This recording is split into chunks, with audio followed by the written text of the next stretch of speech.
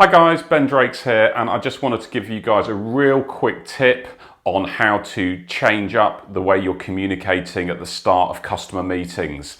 Now, you know that moment where you might be on Zoom or Teams these days and the customer you've never met before, they say to you, can you describe your business? What do you guys do? And the temptation at that moment is to drop into this kind of factual description about what products you have, what services you provide, what geographical locations you have around the world, all this kind of like stuff about what you do. Whereas I've found over the years a far better way to answer that question we get asked so regularly is to say these words. I find the best way to describe what we do as a business is to talk about the outcomes that we help our customers achieve.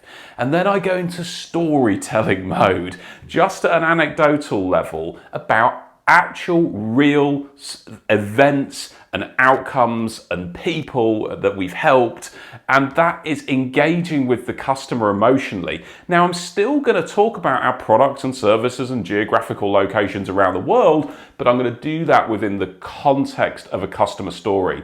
And here's the neuroscience as to why that's so important. Your brain and your customer's brain is made up of three key areas that we need to understand. They've got their reptilian brain, which is controlling all their vitals, like their blood pressure, pulse, breathing, all the stuff that you just don't have to think about. It just happens right. It's controlled by your reptilian brain. On top of that, you've got the most powerful part of the human brain, and that's the limbic system.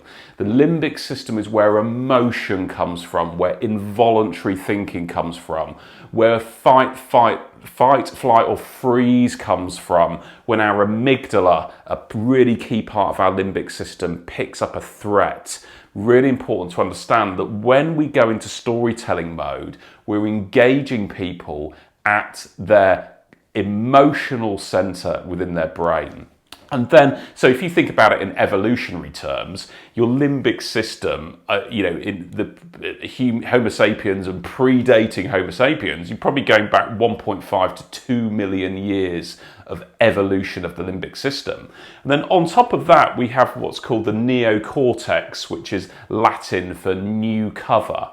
And the neocortex is where I can think rationally. So if I have a sort of catastrophizing thought about something, then I can think logically and rationally and talk myself into feeling okay about something.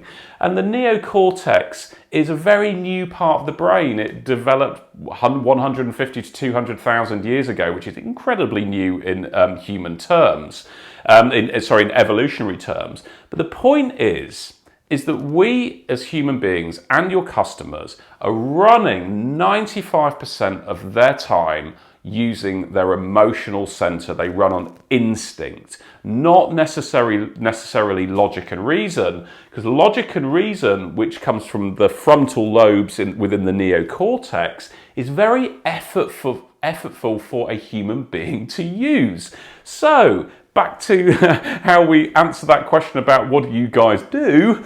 If I answer that within the context of a customer story, I'm absolutely engaging the customer's limbic system. They're really going to be listening to me emotionally. That's what I'm looking for. If I bullet point out a list of services and geographic locations, I'm asking the customer to use their neocortex to really think through what I'm saying to them and to then kind of contextualize that within their own business and see if they're interested or not. And that's effortful, especially at 5 p.m. on a Friday afternoon, right? After a day of Zooms. So that's a bit of the neuroscience around why it's so important to think about how we communicate with people in a way that's going to engage that super, super powerful limbic system. Anyway, get in touch. Any questions? As you guys know, I am here to help.